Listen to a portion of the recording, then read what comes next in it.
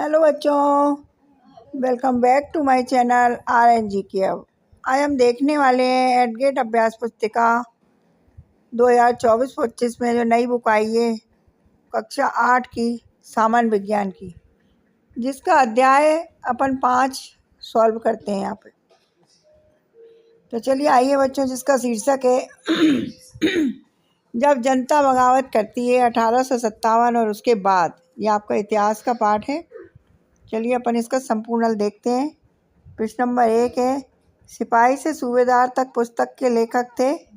Option A Sitaram Pandey. आप option ए पर right लगाइए और लिखिए उत्तर में सीताराम पांडे। प्रश्न नंबर 2 है, अवंतीबाई लोधी का संबंध किस क्षेत्र से था।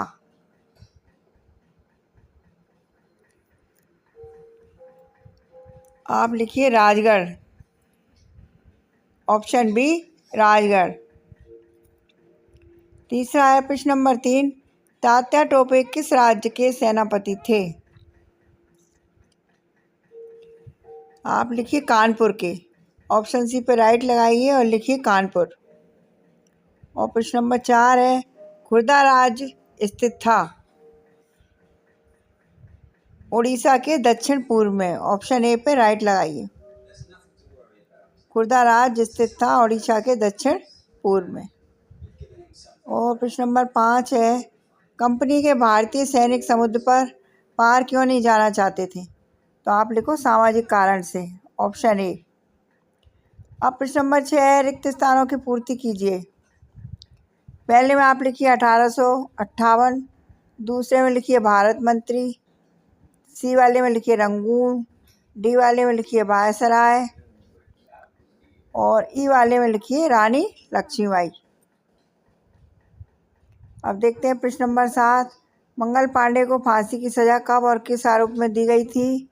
8 अप्रैल 1857 को युवा सिपाही मंगल पांडे को बैरकपुर में अपने अफसरों पर हमला करने के आरोप में फांसी दी गई थी। इस तरीके से अब आगे देखिए प्रश्न नंबर 8, अंग्रेज़ों द्वारा किए गए सुधारों का भारतीयों पर क्या प्रभाव पड़ा। अंग्रेज़ों को लगता था कि भारतीय समाज को सुधारना जरूरी है। इस संबंध में उन्होंने निम्नलिखित परिवर्तन किए। सती प्रथा को रोकने और विधवा विवाह को बढ़ावा देने के लिए कानून बनाए गए। अंग्रेजी भाषा की शिक्षा को जमकर प्रोत्साहन दिया। अब 9 वाला देखते हैं, अवध रियासत को कब और क्या आरोप लगाकर ब्रिटिश शासन ने शामिल किया गया था।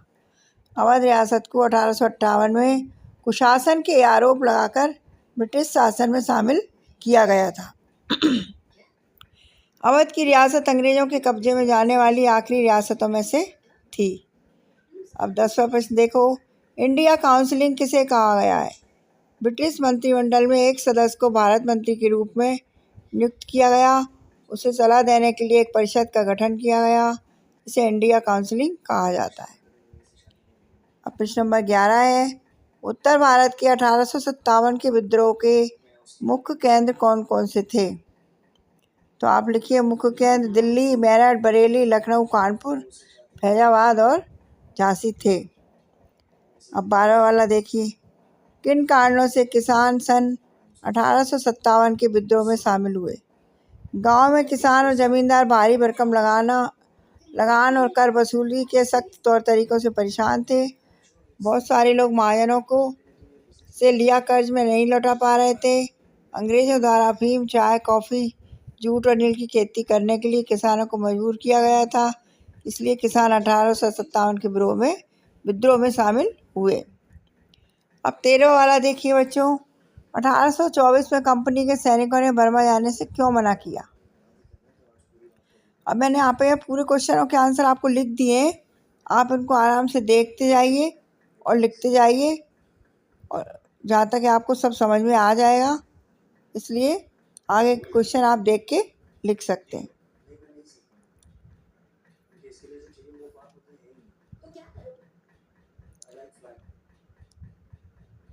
हाँ बच्चों, अभी तक आपने मेरे चैनल को सब्सक्राइब नहीं किया तो सब्सक्राइब कर लीजिए।